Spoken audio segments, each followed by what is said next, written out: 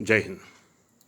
अभी कुछ देर पहले मैं अजय रघुवंशी जी का एक पोस्ट देख रहा था जिसमें उन्होंने लिखा कि अभय कुमार तिप्से हाई कोर्ट के न्यायाधीश ने नीरव मोदी के पक्ष में गवाही दी। मुझे लगता है कि इस केस के बारे में अजय रघुवंशी को पूरी जानकारी नहीं है और जिस भाषा शैली का वो प्रयोग कर रहे हैं वो बहुत ही निंदनीय और बहुत ही ओछी किस्म की है और उनसे उनकी मानसिकता का पता चलता है कि उनका बेसिक नॉलेज कहाँ पर है कानून के प्रति। अभय कुमार तिप्से जी हाई कोर्ट के न्यायाधीश हैं। पहली बात तो उनको इस ढंग से लिखा नहीं जाना चाहिए क्योंकि हाई कोर्ट के न्यायाधीश के बारे में एक बेसिक कॉमन शब्द है वो न्यायमूर्ति है। न्यायमूर्ति अभय कुमार तिप्से संबोधन होना चाहिए। अब ऐसा उन्होंने क्यों नहीं किया? समाचार पत्रों में भी जिस ढंग से खबर समाचार दिया गया है वो भी बेहद निंदनीय है। मुझे नहीं लगता है कि रिपोर्टर के बारे में या एडिटर को उनके बारे में कोई जानकारी है। अभय कुमार तिप्से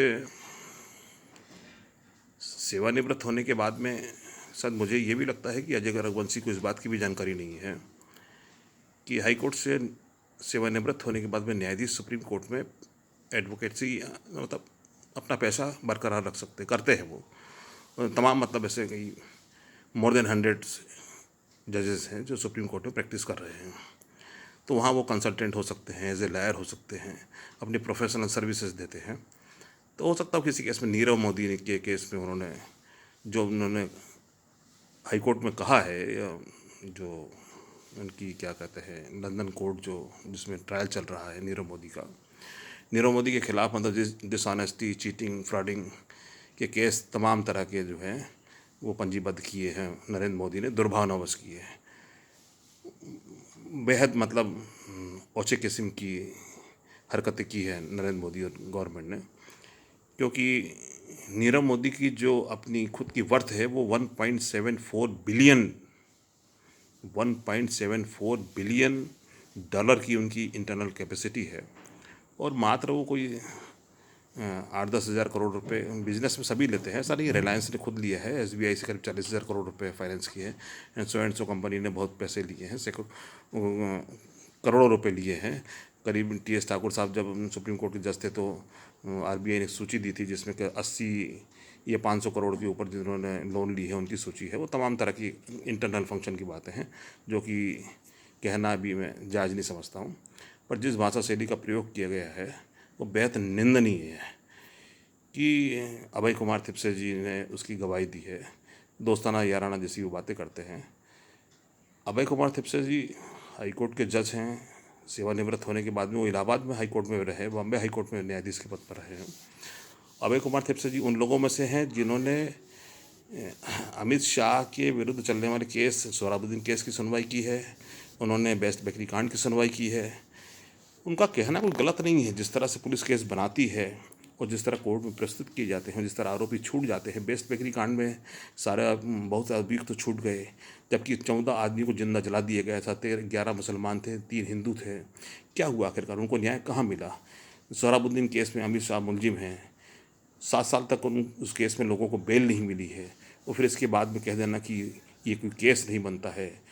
मुलजिमों का बरी हो जाना, अपराधियों का छूट जाना न्याय व्यवस्था के नाम पर एक कलंक है और न्यायाधीश अगर उसके बारे में किसी को सचेत कर रहे हैं तो गलत नहीं कर रहे हैं। उन्होंने जो कहा है कि जिस ढंग से प्रकरण CBI ने प्रस्तुत किया है वो कानून की नज़र में टिक नहीं पाएगा। मतलब बहुत छोटी सी बात है, पर जिस ढंग से बनाना कि अभय कुमार तिप्से जी ने नीरव मोदी के खिलाफ गवाही दी है, वो कांग्रेस के सदस्य हैं। अरे सेवानिवृत्त होने के बाद में उन्होंने कांग्रेस को पसंद किया, क्या गलत किया? कांग्रेस को देश में बहुत से लोग पसंद करते हैं। कांग्रेस ने जो देश को बुनियादी ढांचा दिया है, जो बुनियादी कानून व्यवस्था दी है, उसमें क्या गुण दोष है? तो ये समझ से परे बात है कि वो जिस तरह की बातें कर रहे हैं, बता रहे हैं, बहुत निंदनीय बात है, बहुत ओछी बात है। जहाँ तक नीरव मोदी का सवाल है तो नीरव मोदी की 1.74 बिलियन की कैपेसिटी का वो आदमी है। देश के तमाम संस्थानों में, तमाम जगहों पर उसके शॉप हैं, रिटेल शॉप हैं। गीतांजलि जेम्स है, एक फायर स्टेप का कोई संस्थान है, मतलब जो काफ़ी मतलब डायमंड का मतलब एक प्राइम बिजनेस करते हैं। देशों विदेशों में उनकी संस्थान हैं। उनके बहुत अच्छे अच्छे रिच कस्टमर हैं, मतलब स्पीलबर्ग से लेकर ऐश्वर्या राय, तमाम तरह के मतलब वो हैं उनकी। जहाँ तक शोरूम का सवाल है तो अमेरिका के एक मेडिसन स्ट्रीट में मतलब न्यूयॉर्क में शोरूम का उद्घाटन स्वयं डोनाल्ड ट्रंप ने किया है, जो आज वहाँ के राष्ट्रपति हैं। तो ये कि वो कांग्रेस के सदस्य हैं, कांग्रेस के सदस्य ने गवाही दी है, मुझे तो बहुत अच्छी मानसिकता लगती है। और इससे मालूम चलता है कि अधिवक्ता का अपना जो है मानसिक संतुलन खो बैठा है, या तो उसको पूरी जानकारी नहीं है। थिप्से फ्रीडम फाइटर फैमिली से आते हैं। उनके एक भाई प्रवीण थिप्से ग्रैंड मास्टर हैं, चेस के बेताज बादशाह, और शायद भारत के वैसे तीसरे ग्रैंड मास्टर हैं। उनको शायद जानकारी नहीं होगी इस बात की कि वो किस परिवार से आते हैं और कैसा उनका एकेडमिक बैकग्राउंड है। क्योंकि अजय रघुवंशी तो मेरे ख्याल से शायद कोई एग्जामिनेशन पास किए हैं कि नहीं किए, मुझे जानकारी नहीं है।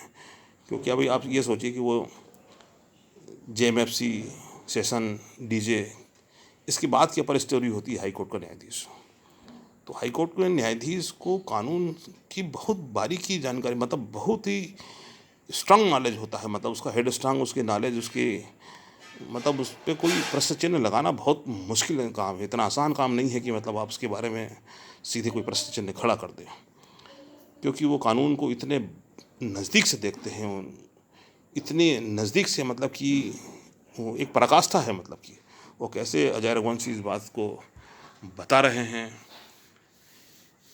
मेरी समझ से तो लोग मैं कह सकता हूँ कि अजय रघुवंशी का अपना मानसिक संतुलन खो बैठे हैं। और ये समाचार पत्र में छपवाना और रिपोर्टर का बिना पूछे बिना बातचीत किए छाप देना, ये बताने के लिए कि शायद वे गलत है, सिर्फ मानसिक दिवालियेपन का ही घोतक है।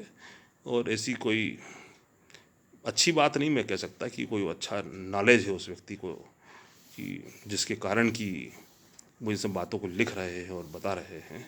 और मैं चाहूँगा कि अजय रघुवंशी को इस पर सद्बुद्धि दे कि वो कम से कम जानकारी के उसमें तो लिखे कि भाई अभय कुमार थिप्से क्या चीज़ हैं, प्रवीण कुमार थिप्से क्या चीज़ हैं, उन्होंने क्या बोला है, क्या वो बताना चाह रहे हैं, क्या वो सोचते हैं। सिर्फ इस बात के कारण कि वो हाईकोर्ट के न्यायाधीश हैं और कांग्रेस में हैं तो आप कुछ भी बोल देंगे। नीरव मोदी के बारे में आप कुछ भी लिख दो। अरे नीरव मोदी के खिलाफ तो स्वयं आप मोदी ने 5,000 करोड़ से ज़्यादा का लोन उनका राइट ऑफ किया है। और तमाम तरह के लोगों के लोन राइट ऑफ किए। रामदेव के है बेवकूफ़ बालाकृष्णन, उसके करीब 2,212 करोड़ रुपए का लोन राइट ऑफ कर दिया है। ऐसे तमाम तरह के लोन राइट ऑफ किए हैं। मतलब वो स्वयं 2 नंबर का काम करते हैं तो कुछ नहीं है, दूसरों को मतलब बताते हैं कि दूसरे संत आदमी को भी बेवकूफ़ बनाने की वो कोशिश कर रहे हैं।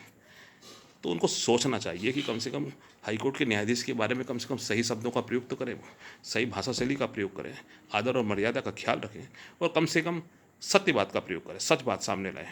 ये झूठी मनगढ़ंत बेहुदेपन की बातें ना करें। क्योंकि अगर उनके बारे में भी अगर पूछा जाएगा तो मुझे लगता है कि अजय रघुवंशी जी का कोई इतना ब्राइट फ्यूचर नहीं है, वो इतना कोई अच्छा इतिहास नहीं होगा उनका, कि जिस बातों के लिए किसी भी व्यक्ति की निंदा करने के लिए बार बार निंदा करना, ये बार बार किसी व्यक्ति को ये बताना कि तुम गलत हो, तुम गलत हो, मैं नहीं समझता कि ये बात सही है। और ये सिर्फ उससे बताइए पता चलता है कि वो मानसिक रूप से कितना दिवालिया हो चुका है, कितने निकृष्ट लेवल पर, कितने घृणात्मक स्पष्ट पर वो व्यक्ति अपना जीवन यापन कर रहा है, जी रहा है, समाज के बीच में कैसे रहता हुआ आदमी। बहुत खराब लगता है ये। मुझे लगता है कि आने वाले समय में शायद उनको बौद्धिक ज्ञान प्राप्त हो जाएगा, शायद अपनी हरकतों को सुधार देंगे। जय हिंद।